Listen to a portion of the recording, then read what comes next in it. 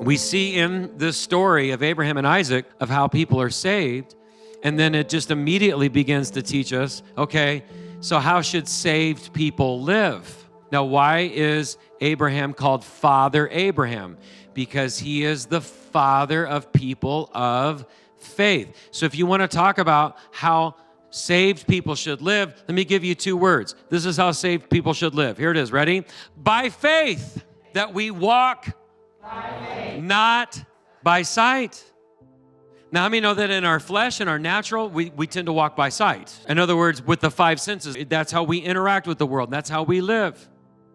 But as God's people, we're called not to live by sight, but rather by faith. So we walk by faith, not by sight. That's how saved people should live. And Abraham is our great example as the father of faith. And if you want to summarize the whole story, it's, hey, we as God's people, we have to live our lives by faith. And the essence of faith is trust. Everybody that came into this room, when you sat down, you exercised faith in that chair. You trusted that that chair would hold your weight.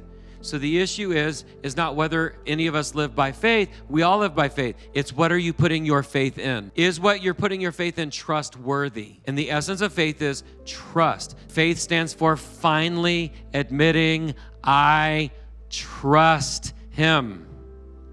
Forgiveness is freely given. It's a gift that God commands us to give. We forgive because he forgave us. It's a free gift. So forgiveness is something that we freely give. We're wrong, we forgive, meaning that we're not going to hold you in contempt or wish you harm or to be punished if you've wronged me. I forgive you. But trust is earned. Forgiveness and trust are not the same thing.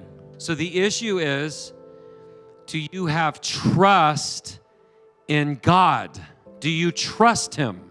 Do you really trust him? Do you really trust him? There are churches in America full of people who walk and live by faith so long as everything's going okay with their life.